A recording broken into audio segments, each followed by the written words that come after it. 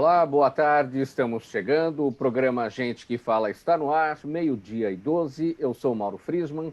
Nossa audiência nos acompanha pela rádio Trianon AM 740 de São Paulo e também pela rádio Universal AM 810 de Santos. Estamos transmitindo simultaneamente pelas redes sociais. Você nos vê por imagens no Instagram, no Facebook e também pelo nosso canal no YouTube.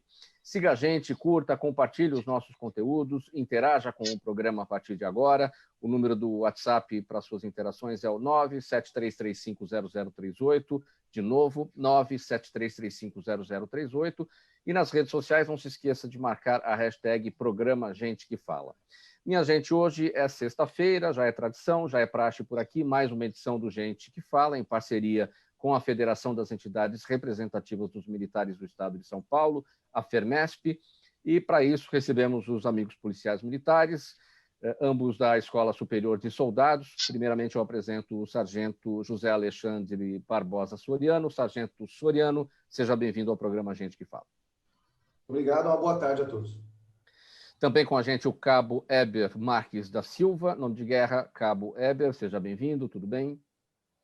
Bem, Mauro, obrigado, boa tarde a todos também. Obrigado pela presença de vocês e vamos aqui prestar serviço, vamos falar do trabalho desenvolvido pela Polícia Militar, especificamente em ocorrências de parto, ocorrências de engasgamento. Então vamos aqui ao nosso primeiro tema. No último dia 27 de outubro, uma notícia chamou a atenção e entristeceu todo o país. Foi a morte do menino Gabriel Magalhães de Souza, de 1 ano de idade, após passar 17 dias na UTI do Hospital Gepasse e sofrer convulsões, paradas respiratórias, cardíacas, até entrar em coma. E o motivo dessa tragédia? O Gabriel se engasgou com uma uva em casa e os seus parentes não conseguiram socorrê-lo ali mesmo, sendo levado ao pronto-socorro, onde já chegou desanimado. Sargento Soriano, esse tipo de ocorrência, se engasgar com alimentos em casa, é muito comum? É muito comum, muito mais comum do que a gente supõe. Uma coisa praticamente rotineira. Aqui o que chama atenção, o Gabriel tinha apenas 1 ano de idade, mas é comum entre crianças, bebês assim tão pequenos, mais crianças maiores, idosos até. Quais são as ocorrências principais? O bebê ele tem uma tendência a engasgamento muito grande, né? E o mais comum é que ocorra até com o próprio leite materno. Uma das ocorrências que eu peguei na minha carreira foi justamente com um recém-nascido e que engasgou com leite materno. Estava amamentando, a mãe estava amamentando e ele acabou que se engasgou. Então, assim, é bem comum, muito mais comum do que a gente pode imaginar. O que é o engasgo, Sargento Soriano? É quando o líquido, enfim, no caso, você falou do leite materno, temos aqui o caso do menino Gabriel, que foi com alimento mesmo, uma uva, era sólido. É quando o alimento ou o líquido entra pela via aérea? É basicamente quando o alimento ou o líquido, no caso do leite, o leite ele formou ali ele começou a fermentar, talvez até pela deglutição muito lenta da criança, e aquilo virou uma pastinha e ele não conseguia deglutir. Então, basicamente, é quando o alimento ou o objeto, o que quer que esteja dentro da boca da criança, ele impede a passagem de ar. Então, a criança, o adulto, o idoso, a pessoa, ela não consegue respirar normalmente porque aquilo que ela ingeriu acidentalmente ou não, está impedindo a passagem de ar e a respiração normal. Cabo Weber, como eu destaquei aqui na abertura, o que ocorreu com o menino Gabriel, então ele se engasgou com a uva, os pais, os parentes não conseguiram socorrê-lo, ele foi levado ao pronto-socorro, já chegou desanimado. É isso que geralmente ocorre, os pais, os adultos responsáveis acabam não conseguindo socorrer pela falta de capacitação, por não ter informações sobre como se deve fazer isso. E aí é a diferença entre a vida ou a morte, né? A falta desse atendimento inicial pode fazer com que a situação se complique até a chegada do hospital. É isso que ocorre? Sim, Mauro, é isso mesmo. A falta de informação, a falta de conhecimento, né? Mesmo a gente hoje tendo a facilidade de informação, às vezes falta um pouquinho de conhecimento das pessoas, né? Se você colocasse nas redes sociais, até às vezes no próprio celular, você conseguiria fazer uma pesquisa e aprender como desengasgar a criança. mas é a falta de informação e, na verdade, é o pânico de ver a criança ficando roxa, né, engasgada, e a pessoa entra em pânico, né?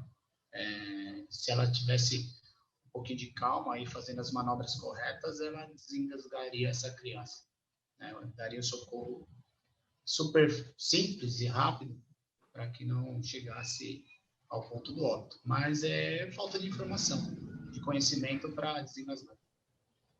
E quais seriam as manobras necessárias aqui no caso do menino Gabriel, que se engasgou com a uva, ou seja, com um alimento? Cabo Weber. Como ele era uma criança de 1 ano, né? Então, o princípio de engasgamento, a criança começa a ficar cianótica, ficar roxa, né? Principalmente o lábio da criança, a face da criança começa a ficar roxa. Em primeiro lugar, é manter a calma, verificar se tem algum objeto dentro da boca da criança, né? Não tendo esse objeto, a gente vai apoiar essa criança de barriga para baixo no nosso braço, deixar uma perninha presa embaixo do braço e o corpo, e a outra do outro lado, e vamos inclinar essa criança uns 10 centímetros para baixo, e entre os omoplatas, né, entre bem nas costas da criança, dá 5 tapinhas, né? 5 tapas, onde essa criança vai colocar esse objeto para fora, né? Então, é simples. A gente usa a gravidade, que a gente vai tombar essa criança, né? 10 centímetros. Então, está no nosso braço, a gente vai depositar, elevar a cabeça da criança, né? Com a própria mão. E esses 5 tapinhas nas costas da criança vai fazer com que ela vai expelir o leite, vai expelir o que está engasgando ela. É isso em caso de criança, né? Em adulto, a manobra já é diferente. Com informação, né, Sargento Soriano, parece tudo bastante simples, né? Você seguir, digamos, um tutorial, né? O problema realmente é a falta de informação. Por exemplo, os próprios tapinhas, né? A força desse tapa, né? Você fica pensando, bom, talvez seja necessário um tapa forte, mas aí você pode machucar, mas então é difícil tomar essa decisão quando não se tem a informação, o treinamento. Sim, perfeito. Mas instintivamente, por se tratar de uma criança, normalmente as pessoas que fazem, quando se atrevem a fazer, não vão usar uma força excessiva, não, porque se trata de uma criança. Isso é instintivo. Então a gente meio que tenta dosar. É óbvio que você pode até não ter a técnica, mas o instinto vai falar um pouco mais alto. A questão do instinto é terrível, porque ele pode ajudar como ele pode te atrapalhar. E o que o Weber falou há pouco tempo atrás a respeito das pessoas entrarem em pânico, eu posso falar por mim, no caso da minha família, em que uma pessoa da minha família teve um engasgamento, mas foi uma coisa muito simples até, foi bem parcial. E eu, que sou professor na escola, que tenho treinamento, que já fui bombeiro, um treinamento todo diferenciado que a grande maioria da população tem, nos primeiros 30 segundos eu estava junto com o pessoal correndo para um lado para o outro desesperado, até você respirar, colocar a cabeça no lugar e lembrar que você sabe das técnicas. E as técnicas por si só, elas são bem simples de verdade. Uma vez que você mostra para o aluno aqui na escola de superior de soldados, os alunos eles até olham para a gente como que dizem, mas é simples assim? Sim, a técnica é simples. O que tem um pouquinho, que a gente tem que ter um pouquinho mais de cuidado é na força que a gente vai aplicar e no modo de fazer, mas é muito simples. Como você já salientou, Sargento Soriano, você é professor aí na Escola Superior de Soldados para esse tema, justamente, e esse treinamento específico ele é para todos os policiais militares, todo policial militar de São Paulo tem a noção dos primeiros socorros, isso é obrigatório ou é para quem quer se habilitar, quem quer se capacitar? Não, é obrigatório. O policial militar, quando ele entrou na instituição, ele veio aqui para a Escola Superior de Soldados, que é uma das portas de entradas da Polícia Militar, é a Escola de Soldados, ou a Academia do Barro Branco, né, que é a Academia de Oficiais. Entrou na Escola de Soldados, que é onde nós trabalhamos. Ele vai ter uma grade curricular, que são várias matérias, não são poucas, e dos mais variados assuntos. que passam por direito, direitos humanos, todas as grades de direito, penal, civil, militar, o próprio direitos humanos é uma carga muito grande, e também tem a carga de resgate. Em qualquer um desses módulos de matéria, o policial ele tem que ter a média mínima para poder passar. Então, todo e qualquer policial militar que o senhor encontrar na rua, que o senhor encontrar fardado ou trabalhando, esse policial militar ele tem as técnicas necessárias de primeiros socorros para fazer aquele primeiro atendimento. Então, aquele primeiro atendimento ele vai saber fazer. A partir disso, todos eles sabem disso também, a gente tem que pedir o apoio do Corpo de Bombeiros, o apoio especializado. Cabo Weber, você também é professor na Escola Superior de Soldados para esse tema, o treinamento de primeiros socorros? Também.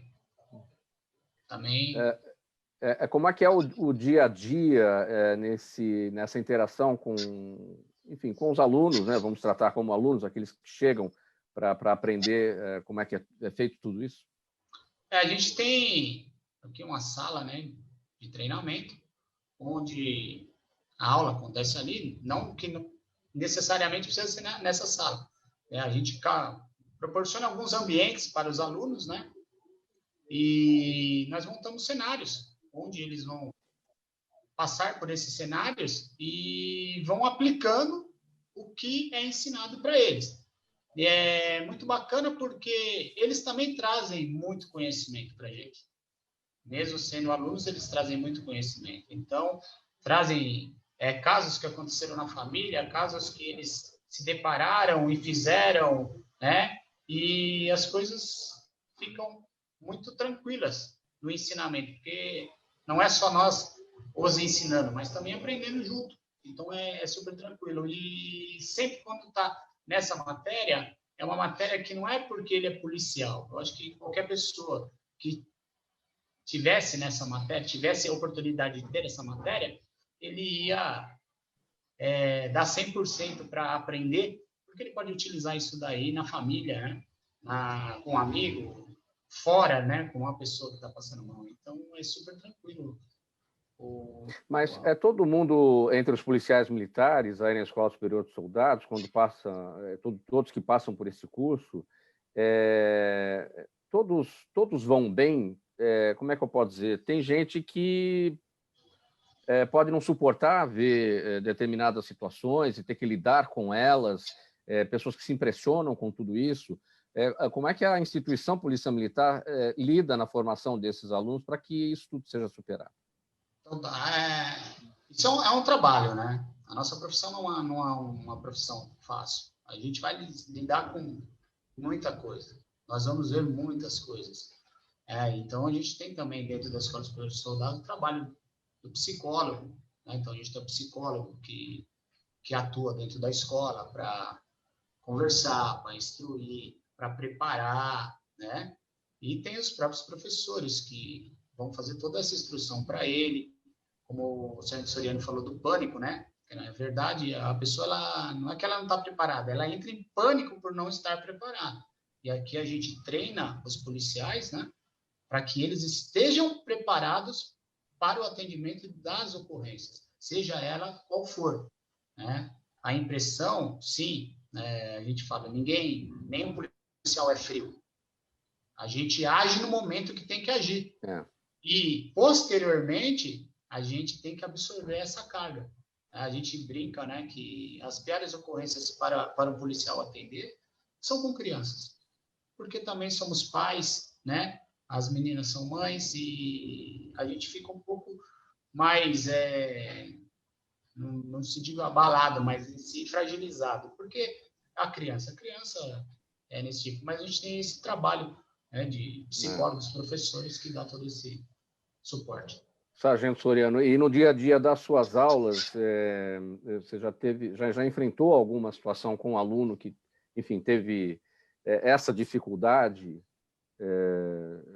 se impressionou e a partir dali você identificou, olha, esse aluno precisa de uma situação especial aqui para poder passar por essa etapa de treinamento?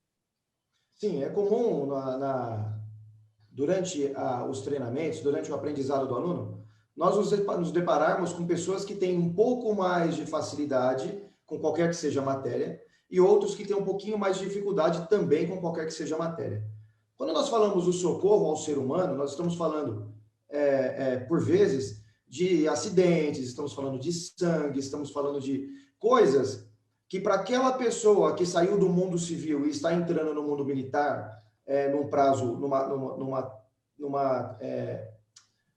numa mutação, fugiu a palavra, uma Numa mudança migração? drástica de forma muito rápida, ela pode acontecer da gente encontrar o aluno que ele tem um pouquinho mais de dificuldade, e a gente percebe que tem medo até de manusear o outro ser humano, que no caso é o amigo dele, que a gente pega como modelo ali para ensinar, para testar as reações ao corpo humano, e não só aqueles manequins, né, que a gente costuma ver nas aulas de primeiros socorros, né?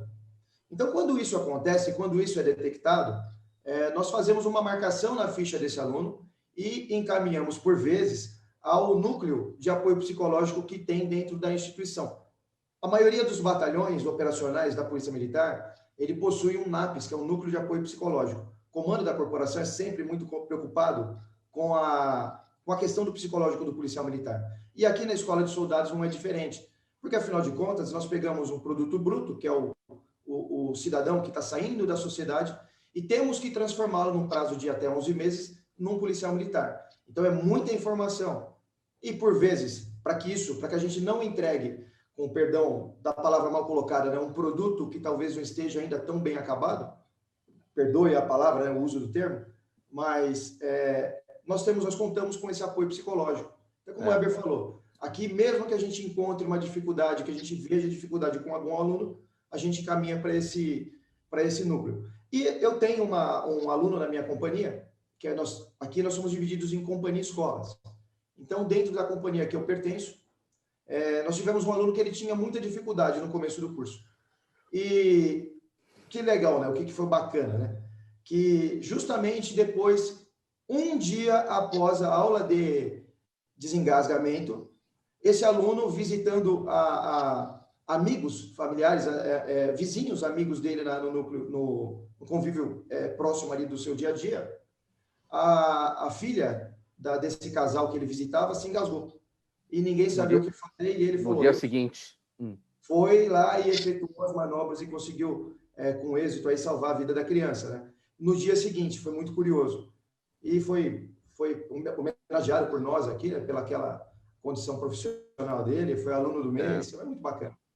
Não tem nada mais gratificante nesse caso, especialmente porque se tratava de um aluno que tinha dificuldade em lidar com isso e na hora H, na situação real, ele estava lá pronto para resolver o problema. Exatamente. Muito bom. Cabo Weber, você tem de memória aí a ocorrência mais difícil que você enfrentou de engasgamento e que você, enfim, participou, teve sucesso? Olha, eu vou falar que engasgamento eu já participei de várias, né? De engasgamento, né? E algumas são super tranquilas, porque você desengasga ali nos primeiros segundos que você chega, mas eu falo que as mais angustiantes são aquelas que você tem que trabalhar um pouco mais de tempo com a criança, né? E você fica ali, às vezes, 1 minuto e meio para conseguir que a criança venha expelir o objeto que está engasgando ela, e aquele 1 minuto e meio parece 1 hora, 1h30, não 1 minuto e meio, né? A cada tempo que passa, e é a nossa preocupação, porque o objeto engasgado está fazendo ela não ter ar, não respirar. Então... E qual é o tempo ideal, Cabo Weber? Com que tempo vocês trabalham? Você salientou aí, nesse caso, 1 minuto e meio, mas quanto tempo vocês têm para aplicar as técnicas e conseguir fazer o salvamento? Porque então, cada segundo é 1 hora, como você destacou. Segundo é 1 hora. Na verdade, não é tempo, porque às vezes a gente está passando com a viatura e a gente depara com a situação. Então, a gente não tem esse tempo... que tempo? Quando aconteceu? Que hora que aconteceu? Foi agora? Foi momentâneo? E quando a gente chega, às vezes o neném já está roxo, né? E a hora que faz a desobstrução, ele volta. Então, o tempo estimado. Na verdade, a gente vê a situação do agravamento e pede suporte avançado, né? Justamente quando a gente vê que começa a fugir um pouco do controle dos primeiros socorros. Então, a gente já pede o suporte do apoio avançado. Se a gente estiver próximo do hospital, na própria viatura que a gente está, a gente vai fazendo as manobras e já vai direcionando direto para o hospital. 12h32 agora, você acompanha esta edição do programa Gente que Fala, sempre às sextas-feiras, em parceria com a Federação das Entidades Representativas dos Militares do Estado de São Paulo, a FERMESP, trazendo informações sobre a segurança pública, o trabalho desenvolvido pelos policiais militares paulistas. E hoje os nossos convidados são da Escola Superior de Soldados, com a gente o Sargento Soriano e também o Cabo Eber, falando sobre a questão dos primeiros socorros. Sargento Soriano, e o que você tem para contar em termos de ocorrência difícil que você enfrentou, teve sucesso, no que se refere a engasgamentos, coisas do gênero? Só complementando um pouquinho o tema anterior, né, a pergunta anterior, né? O Tá. tempo, ele é difícil da gente contar um tempo exato, porque quando nós estamos falando de pessoas engasgadas, nós estamos falando de pessoas que estão sem respirar. Então, isso vai variar de organismo para organismo. Então, nós calculamos um tempo aproximado aí que a pessoa consiga ficar sem respirar, algo em torno aí de entre 3 e 4 minutos numa média. Mas isso, eu insisto, varia de organismo para organismo, de capacidade física para capacidade física. Então, como o Eber falou, não dá para a gente mensurar tempo. O tempo não tem como a gente mensurar. O que importa é, a partir do momento que a gente chegou, aquilo que a gente encontrou. Dentro dessa situação, desse quadro, o recém-nascido que eu tive a oportunidade de atuar, ele já se encontrava totalmente cianótico, ele já estava sem respirar, mas nós temos os procedimentos. E o primeiro procedimento foi realizar a tapotagem, que é justamente aquele tapinha que o Eber mencionou, entre as omoplatas. E logo que isso aconteceu, já caiu ali o leite, né, que tinha formado ali uma nata, e esse leite já saiu da boca dele, só que ele não respirava. Então, como o Eber falou, isso é angustiante, porque você está com a criança na mão, você está vendo que ele não está respondendo aos seus estímulos. Porém, na primeira ventilação que foi realizada na criança, ela de imediato ela voltou. Isso é um alívio muito grande, porque a criança ela volta, ela começa a respirar, automaticamente começa a chorar, os pais praticamente se desfalecem do lado e o socorrista quase que do outro, porque a gente também tem esse sentimento, né, essa angústia, essa adrenalina de tentar reviver, né, tentar ajudar uma pessoa que está numa situação crítica. E quando a gente consegue, toda aquela adrenalina que a gente represa para poder atender a ocorrência de forma correta, de forma técnica, como o Eber falou, né, às vezes é confundido com frieza, mas nós não somos frios, também temos o sentimento. E quando a gente consegue esse êxito numa situação que já estava um pouco mais difícil, é bem gratificante, porém nós também ficamos numa situação de pernas bambas, digamos assim. Sargento, é certo que a população, em geral, deveria ter noções de primeiros socorros, desse tipo de salvamento, só que a gente não vê essa cultura no Brasil. A PM oferece cursos também para civis. A gente tem aqui a Lei 13.722 de 2018, que obriga as escolas públicas e privadas de educação infantil e básica a se prepararem para atendimentos de primeiros socorros. As instituições de ensino devem ministrar cursos que capacitem professores e funcionários em noções básicas de primeiros socorros. É o que diz a lei. A PM atua nisso para fazer valer essa lei e fazer com que passe tudo isso pelos bancos escolares? A Polícia Militar ela só atuaria no caso de uma denúncia, no caso de uma fiscalização de polícia, o que não ocorre porque não existe essa demanda. Imagino eu estou aqui apenas imaginando. Eu não tenho dados para te falar se a polícia atua ou não, porque isso a gente teria que verificar junto à Central de Operações da Polícia Militar se recebe esse tipo de comunicado ou não. E esse dado eu não tenho, infelizmente. O que acontece é que as escolas elas deveriam ter os quadros técnicos, como menciona a lei, dentro dos seus quadros técnicos de professores, funcionários, e esses funcionários, esse pessoal tivesse o preparo técnico. E que também, eu acredito, que fica a cargo da Secretaria de Educação fazer esse tipo de controle se está acontecendo ou não. Esse era o ponto, Cabo Weber. Esse pessoal, porque assim, nas escolas, para os professores estarem instruídos sobre esse tipo de situação, evidentemente eles têm que estar capacitados. Então, para dar essa capacitação, são enfermeiros, são médicos, são profissionais diversos da área da saúde, fisioterapeutas, eventualmente. Esses são os instrutores, ou seriam os instrutores? Sim, na maioria dos casos, sim, né? São profissionais que se habilitam a ser docentes na área de primeiros socorros, né? Primeiro, ele vai ter todo o conhecimento de primeiros socorros para depois se habilitar na docência da matéria, sim, em primeiros socorros, né? Então, são profissionais. Eu também sou fisioterapeuta e trabalho justamente nessa área também. Então, são os profissionais que estão... Mas qualquer pessoa que tiver o conhecimento de se habilitar à docência, poderia, sim, estar trabalhando em frente às escolas aí para... Aqui eu quero me socorrer da sua formação, então, agora, já que você salientou que você é fisioterapeuta. É fundamental ter uma formação para ser um socorrista de primeiro momento? Qualquer pessoa pode fazer isso? Qual é a importância, já que você tem a formação em fisioterapia, a importância da fisioterapia nas manobras de salvamento? Na verdade, qualquer pessoa ela pode estar habilitada a ser um docente de primeiros socorros, né? Procurando cursos de capacitação. Não precisa ser um profissional da área da saúde. Ele pode ser um outro profissional de qualquer outra área.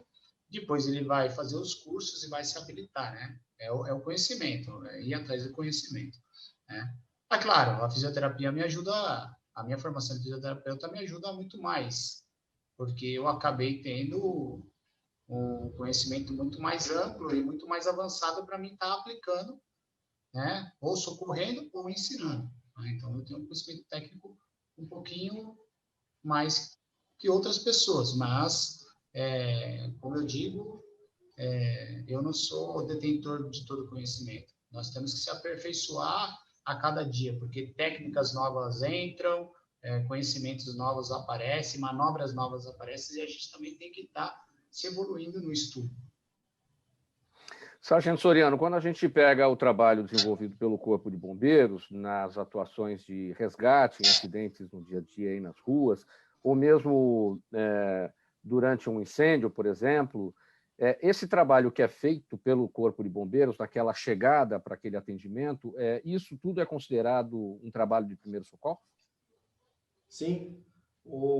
Qualquer socorro prestado, ministrado a uma vítima de acidente, qualquer que seja, que está fora do ambiente hospitalar, é primeiro socorro, é APH, atendimento pré-hospitalar. Então, isso sim, isso já é os primeiros socorros.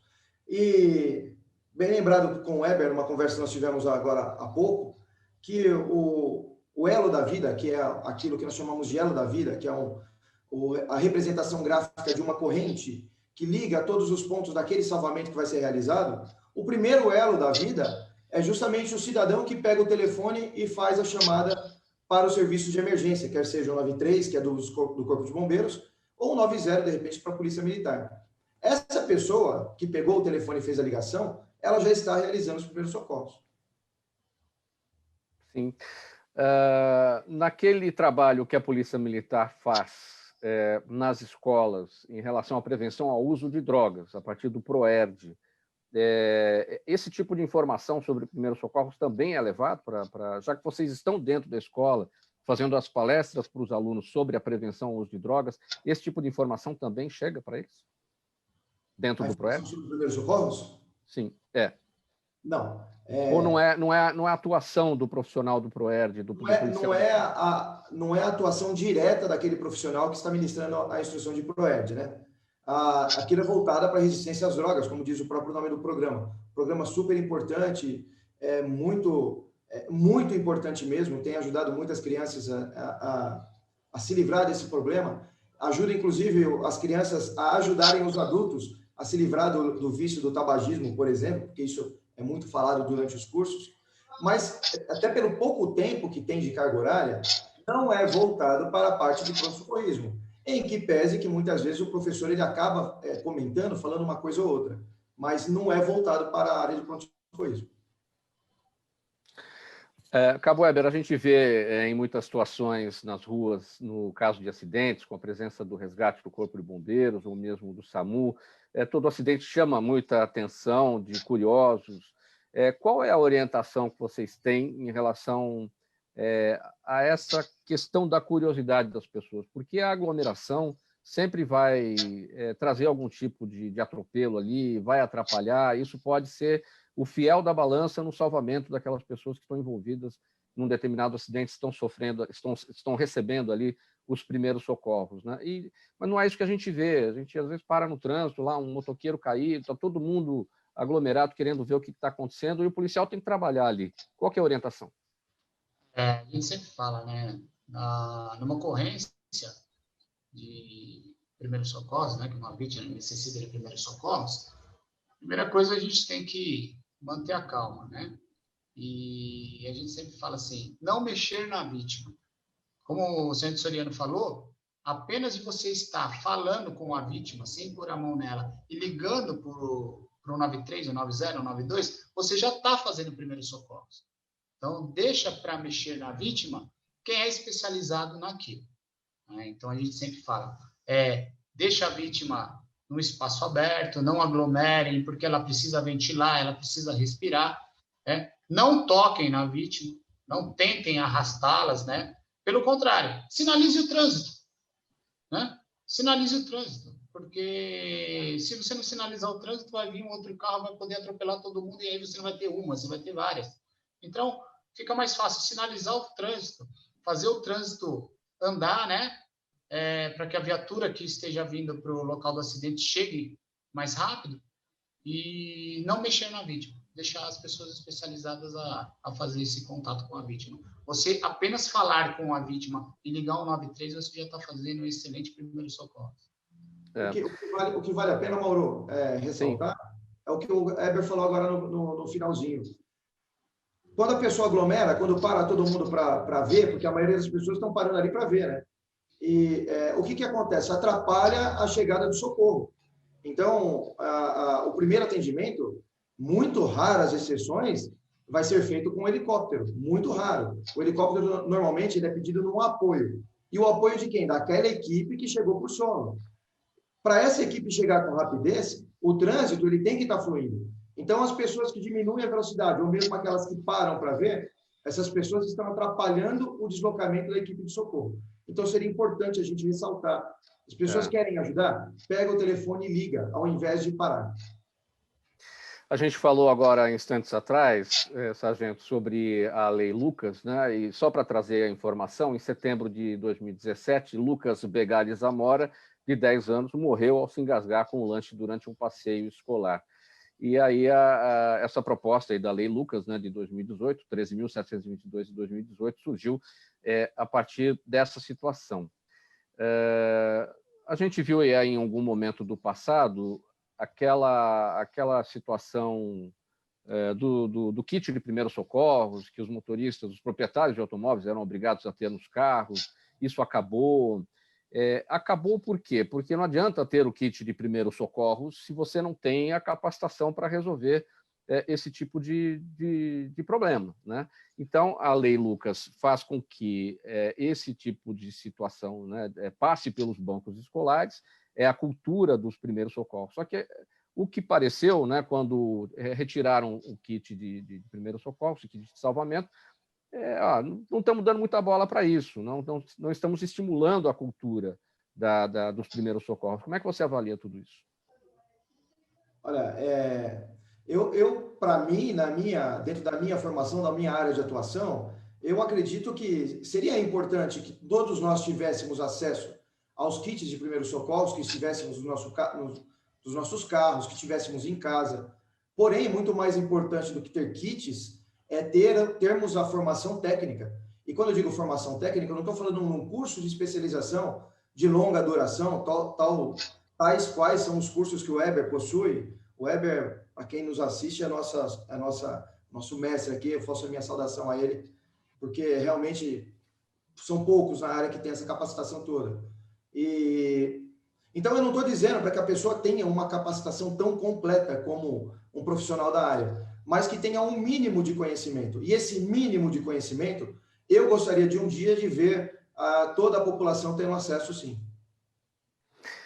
Pessoal, 12h47 agora, você está no programa Gente que Fala, edição de sexta-feira, em parceria com a FERMESP, a Federação das Entidades Representativas dos Militares do Estado de São Paulo, sempre recebendo os amigos da Polícia Militar. Os nossos convidados de hoje são da Escola Superior de Soldados, da PM Paulista, o Sargento Soriano e também o Cabo Eber. Uma outra questão aqui, minha gente, são outras notícias que têm chamado a atenção com certa frequência, é a realização dos partos por policiais militares dentro dos carros, dentro das viaturas da própria corporação, lojas, até no meio da rua quando necessário. E os eventos, claro, provocam, né, como a gente já destacou aqui, a aglomeração de curiosos, quase sempre muita, também, evidentemente, comemoração de todos os envolvidos pelo trabalho prestado por vocês. Tem sido muito comum mesmo esse tipo de atendimento de partos na rua. A gente sempre ouviu falar, né? Mas é muito comum? Para mim, desculpe, eu não direcionei a pergunta. Quem quer falar? Deixa o Weber falar. Deixa o Weber falar. Vai lá, Weber. Moro, sim, é bastante comum, tá? É bastante comum porque, como todo mundo sabe, né? A gestante, né? Ela, mesmo programado o parto dela, pode acontecer de o neném querer sair antes, né? Querer vir ao mundo antes. Então, a gente está programado para a data tal. Estoura a bolsa da mulher no meio da festa da família. Sai todo mundo correndo. E, às vezes, não dá tempo de chegar mesmo no hospital. Não é porque não está trânsito, não, é que não dá tempo. Às vezes está acontecendo ali, naquele momento. Então, às vezes, a viatura chega no local já acontecendo, né, o trabalho de parto. Então, não vale a pena a gente botar dentro da viatura e querer sair correndo. Não, a gente acaba assistindo aquele parto ali e dando todos os cuidados necessários que a ocorrência diz. Mas é frequente, sim. Né? E não é só na viatura, é em casa, é no carro da própria pessoa. É bem frequente. Sargento Soriano, o treinamento para esses casos também é dentro desse curso de primeiros socorros ou o parto é uma situação à parte, é um outro tipo de treinamento? Não. Dentro da grade curricular do policial militar em formação no estado de São Paulo, nós temos a matéria de resgate, o resgate e o pronto-socorrismo. Né? Então, pensado, a gente não pode dizer que seja um curso de resgate, porque o curso de resgate tem uma duração de 45 dias, salvo engano. Então, a gente não pode dizer que é um curso de resgate. Então, nós vamos pensar assuntos importantes do tema de resgate, aquilo que a gente considera importante para que o nosso patrulheiro, aquele que está no patrulhamento diário da rua, das ruas de São Paulo, aquilo que ele pode se deparar. Então, nós pensamos esses temas e dentro desses temas nós ministramos as instruções. E o parto, pela proximidade que o patrulheiro, a viatura de patrulhamento, ele tem com a população, em detrimento do Corpo de Bombeiros que está aquartelado, a viatura aquartelada, eles estão no quartel, esperam um chamado e eles saem. A viatura de patrulhamento, ele está em ronda constante. Então, é mais comum que o patrulheiro se depare com esse tipo de ocorrência. Para isso, sim, é feito todo um treinamento, os alunos eles saem daqui capacitados a dar esse auxílio emergencial a uma parturiente.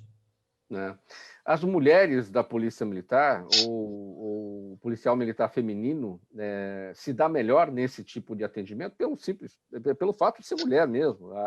A policial feminino que é mãe, se dá melhor nesse tipo de situação, Cabo Weber? Olha, não que ela se dê melhor, né? Ela vai ter uma praticidade melhor no atendimento, né? Às vezes porque ela já foi mãe também. Então, o homem, ele tem todo o treinamento, mas ele fica mais cauteloso, né? E a policial feminina, ela, muitas das vezes, já são mães. Então, ela tem essa praticidade, né? De ser meu instinto mãe, né? Então, talvez fique um pouco mais fácil para ela. Mas, como eu digo, é treinamento. Precisamos treinar e os dois estão capacitados para fazer um excelente excelente É isso, né, Sargento Weber? De qualquer forma, o treinamento é igual para homens e mulheres da Polícia Militar. Sim. As viaturas têm algum equipamento especial para auxiliar nesses casos de atendimento de parto? Sargento?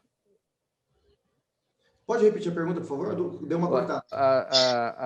As viaturas da Polícia Militar têm algum tipo de equipamento em especial reservado ali para esse tipo de atendimento de parto no meio da rua, por exemplo? Veja, a viatura de patrulhamento, essa viatura que a gente chama que é mais comum ser vista na rua, essa viatura, ela se depara com N tipos de ocorrências, não só de auxílio ao público no caso do resgate, parturiente, engasgamento, N tipo de situações. E os policiais, eles recebem um treinamento básico para o início de atuação em todos os casos. Início de atuação, ocorrência de refém, início de atuação em roubo a banco, início de... Tendo em vista que eles recebem o treinamento para o início, a partir disso eles pedem o apoio das equipes especializadas. No caso, se a gente fosse prover as viaturas com todos os equipamentos necessários para os primeiros atendimentos, nós teríamos que ter um caminhão rodando na rua. E não é o caso. Então, as nossas viaturas, elas não possuem kits específicos de primeiros socorros, justamente por conta disso. A praticidade de chamar um apoio especializado, e o nosso patrulheiro, ele carrega consigo o kit básico, que é uma luva, pelo menos é uma luva de procedimento. Olha que interessante, aqui acompanhando a nossa audiência nas redes sociais, a Débora Ferreira Silva com a gente no Facebook, ela conta aqui um episódio que aconteceu com ela. Ela destaca que teve um engasgo há 2 anos com chips de mandioca e que desde esse episódio ela tem pavor e trauma de comer qualquer coisa em pedaços. O que dá para dizer para ela em relação a um trabalho de superação desse trauma? Pode dizer. Fala, a gente brinca, né? Mas a nossa digestão começa pela boca. O início da digestão do alimento é a mastigação. Na verdade, as pessoas se engasgam por não terem o tempo necessário para comer. Então, devido à correria do dia, as pessoas querem, a gente brinca que as pessoas querem engolir a comida, né? Então, por isso que elas se engasgam. Porque, começando a nossa digestão pela boca, uma bela mastigação já basta para que você não se engasgue. Como você tritura bem o alimento dentro da boca, você tem uma deglutição normal, sem o engasgo. Então, fica a dica. Vamos mascar mais. Mas é aquela história, né? Às vezes você não está comendo sozinho, não está almoçando sozinho, não está jantando sozinho, está num jantar de negócios, está falando de trabalho, está falando, está comendo e está falando, na verdade.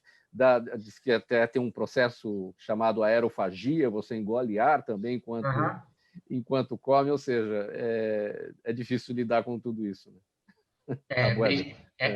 Bem difícil.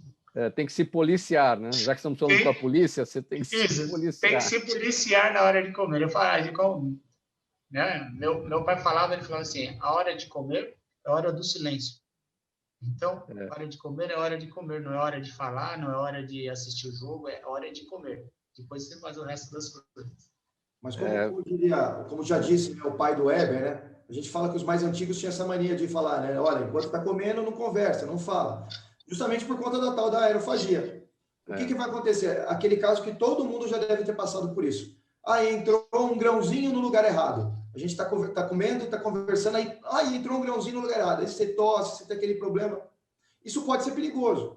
Então, partindo do princípio que aquilo que a gente tem hoje de primeiros socorros, do auxílio dos primeiros socorros, das técnicas de primeiros socorros, vem lá de trás dos nossos antigos, que foram técnicas que aprendidas ou instintivas, não importa agora, mas elas foram sendo melhoradas, então os antigos tinham razão. É melhor não falar enquanto a gente mastiga. Ou seja, comer de boca fechada. Tem que abrir a boca para comer, mas de boca fechada para não falar, é nesse sentido. Sim. Olha, gente, a Luísa Rocha com a gente no Instagram, obrigado, Luísa, aqui pela pergunta, interessante. Ela quer saber se vocês indicam um curso de primeiros socorros para quem não é da PM, né? Para o civil, de uma maneira geral. Você tem informação, Cabo Weber? Ora, como eu disse, né, a internet está aí para nos auxiliar, né? Eu acho que se ela, via internet, conseguir puxar, ela vai conseguir escolas de primeiros socorros próximo à casa dela, né? Então, escolas de primeiros socorros hoje são abastecidas por profissionais da matéria. Então, aqui ela for procurar, vai ser bem assistida, porque ela vai aprender todas as técnicas de primeiro socorro. Sargento, a internet é um bom território para isso? Vídeos demonstrativos sobre essas manobras, dá para confiar? Desde que você tenha um filtro. Então, não é o primeiro vídeo que eu vou assistir que eu vou pegar aquilo como regra, né? Então, eu tenho um filtro. Muitas vezes, eu me socorro da internet quando eu tenho dúvida de algum assunto, mas eu nunca pego no primeiro. Então, eu assisto vários e vários vídeos, várias e várias aulas a respeito do mesmo tema, para ter certeza de que as pessoas estão que postaram aqueles temas, elas realmente estão falando a mesma língua e, portanto, tem uma credibilidade maior, né? O Luciano Trindade com a gente no Facebook, Sargento, ele diz o seguinte, que dá para aconselhar para quem se depara com a emergência de um parto e não tem treinamento para ajudar na realização desse parto. Qual é o conselho? Manter a calma, ligar de imediato para o serviço de apoio 193, 190, que são os da Polícia Militar, ou 194 do SAMU. E tentar acalmar a parturiente, porque ela vai estar tão nervosa quanto você que se deparou com a situação. E aguardar o socorro. Também com a gente, a Vera Galante, do bairro do Jabaquara, zona sul aqui da capital. Ela diz que é coordenadora de uma escola de primeiro e segundo graus, ou seja, é de ensino fundamental e médio, né? E ela gostaria que os alunos de lá da escola conhecessem melhor esse trabalho e, se possível, até participassem de algum curso nesse sentido, se é possível e como que ela deve proceder. Ou seja, ela pode procurar a Polícia Militar para que a polícia leve para os alunos da escola dela o trabalho que vocês realizam? Trabalho de ensino dos primeiros socorros. De primeiros socorros? Primeiros socorros. Eu indicaria que a coordenadora, a professora da escola, ela procurasse o Corpo de Bombeiros, através da comunicação social do Corpo de Bombeiros. E através do Serviço de Comunicação Social do Corpo de Bombeiros, que eles iriam indicar a melhor forma de uma equipe ir até a escola, se for o caso, para poder, pelo menos, fazer uma palestra na área, sobre o tema, né? Sim, procurando no 190, no 193, fazer agendamento, é esse o caminho?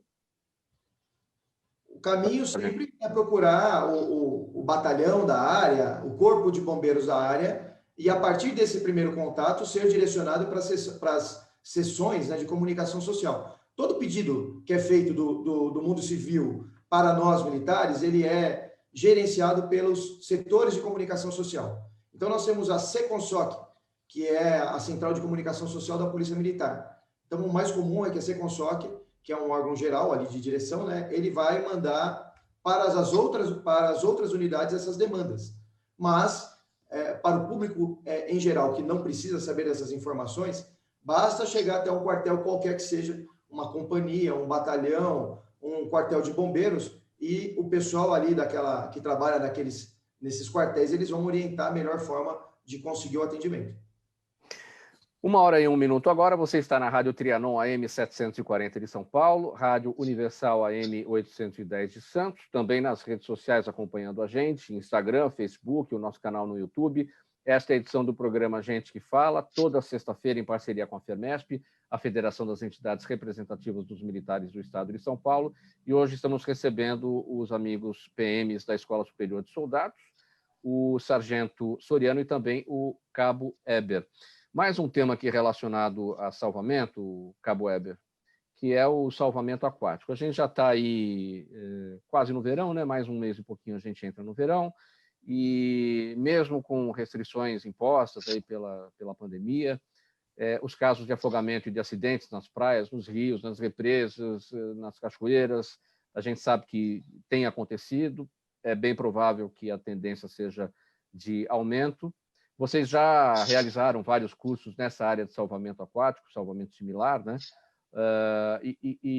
Bom, quais são as orientações inicialmente, Cabo Weber, para as pessoas? E, no caso da necessidade de partir para um salvamento, quais são os caminhos? Vamos lá, Mauro. Eu vou usar, né, o velho jargão que o bombeiro usa, né? E dentro dos materiais que eles distribuem na praia para orientação dos banhistas, que água no umbigo, sinal de perigo. Né? Então, é o velho jargão que a gente usa aí. Né?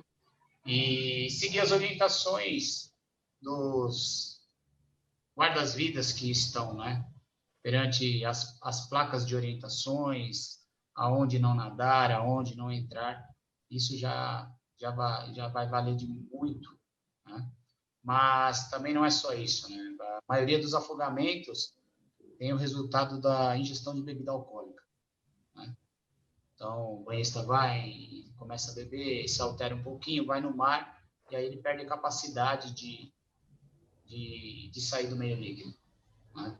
Então, para sair do meio líquido não é tão fácil, né? Existem técnicas, e o mar, não é que o mar é traiçoeiro.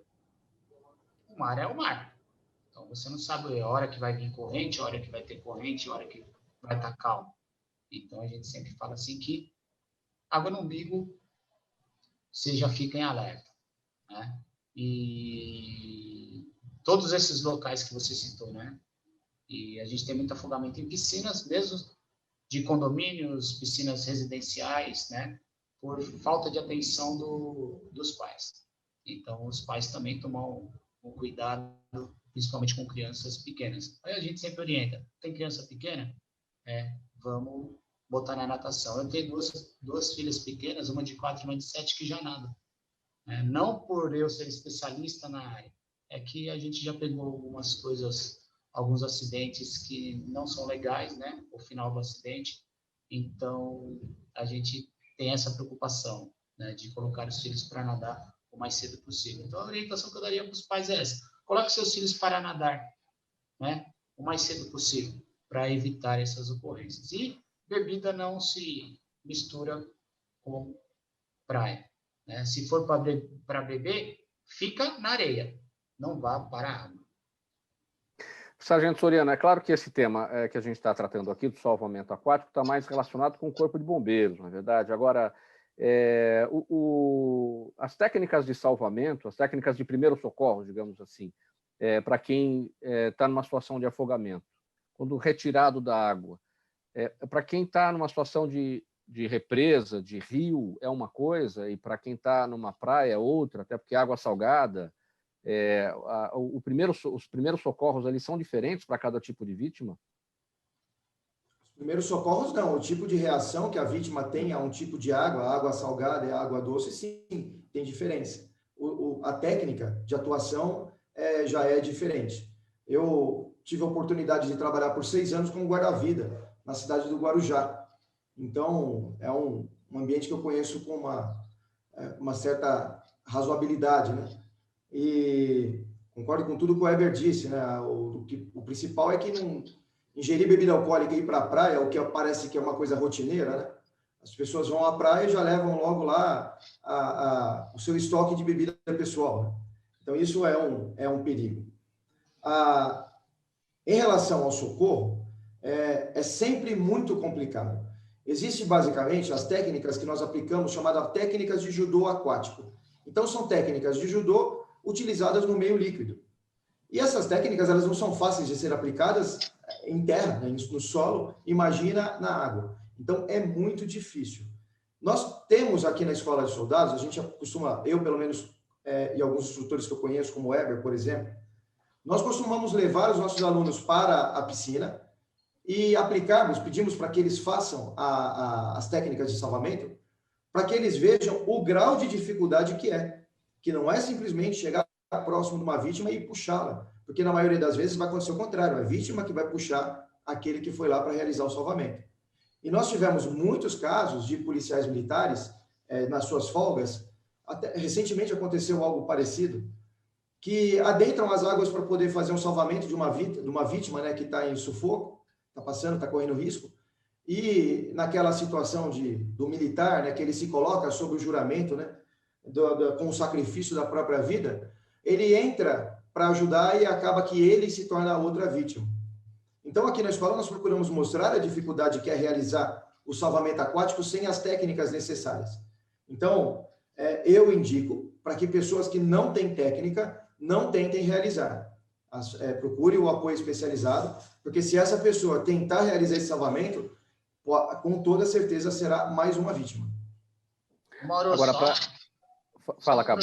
Só complementando, a gente, como o Soriano falou, por incrível que pareça, às vezes uma coisa besta que tem na praia que você pode auxiliar, garrafa PET. É mais fácil você tentar jogar garrafa PET para aquela pessoa que está necessitando do socorro e ela utilizar a garrafa PET como boia, né, ou algum objeto que flutue para que essa pessoa se oriente, do que ele sem técnica ia entrar e se tornar uma segunda vítima. Agora, essa dica é interessante, mas a garrafa PET vai servir como boia ou ela vai servir como um meio para que aquela vítima não puxe a pessoa que está salvando? Vai ser um meio de um se agarrar ao outro? Por incrível que pareça, Mauro, eu já fiz alguns testes com garrafa PET. Uma garrafa PET sustenta uma pessoa de 100 quilos facilmente, com a cabeça fora da água. Tá? Então, imagine, uma pessoa se afogando, você não tem técnica nenhuma. Você pegou uma garrafa PET lá, vazia, tirou o líquido dela, fechou ela, jogou para ela. Essa pessoa que está se afogando, na hora que ela segura a garrafa PET, ela vai levantar a cabeça da pessoa para fora. Então, essa pessoa ela já vai instintivamente se acalmar por não estar mais engolindo água. Então, basicamente, eu não precisei ir lá. Né? Claro, o guarda-vidas, quando a gente se desloca para fazer um salvamento, a gente usa um equipamento, que é um flutuador, para a hora que chegar na vítima, e a gente conectar esse flutuador nela, para facilitar que ela se sinta mais segura e facilitar o deslocamento nosso para a volta à praia. Né? Então, a garrafa PET estaria fazendo essa função, até chegar alguém que... Pessoal, o nosso tempo do programa Gente que Fala está se esgotando. Você está com a palavra, Cabo Weber, a sua despedida, por favor. Ô, Mauro, só agradecer, né? Agradecer o programa Gente que Fala, né? Agradecer a você pela oportunidade, né? De passar um pouquinho de conhecimento aí para a população paulista. Sargento Soriano, sua despedida, por favor. Assim como o Weber, eu agradeço a oportunidade. É sempre um prazer e uma honra poder levar a palavra da Polícia Militar através de nós, policiais militares, para a população e para o público em geral, e agradecer a todos que nos deram essa audiência, a vocês que nos deram a oportunidade, e ao nosso comando que nos permitiu estar aqui no dia de hoje. Muito bem, minha gente, então, ponto final nessa edição do programa Gente que Fala, edição de sexta-feira, é tradição, é praxe, sempre em parceria com a Federação das Entidades Representativas dos Militares do Estado de São Paulo. Estiveram com a gente hoje o sargento José Alexandre Barbosa Soriano, o sargento Soriano, e também o cabo Heber Marques da Silva. Cabo Heber são da Escola Superior de Soldados da Polícia Militar do Estado de São Paulo, são especialistas em primeiros socorros, são instrutores, professores na Escola Superior de Soldados a respeito desse tema, e estiveram com a gente explicando para a população como é que funciona todo esse tipo de trabalho e também trazendo orientações para a população. Na mesa de som com a gente o Sérgio Souza, que também é gerente técnico da Rádio Trianon, apresentação minha, Mauro Friesman, pauta e redação Pedro Schiavon, diretora de produção é a Zenilda Salvato, o jornalista Fausto Camunha é o nosso diretor-geral, e do outro lado, Gente que Fala, você, ouvinte, espectador, sempre participando, e vocês que são a razão da nossa presença aqui todos os dias. Muito obrigado pela audiência, ao longo, não só do dia de hoje, ao longo da semana toda. Um bom final de semana para todo mundo e até segunda-feira. Tchau, tchau.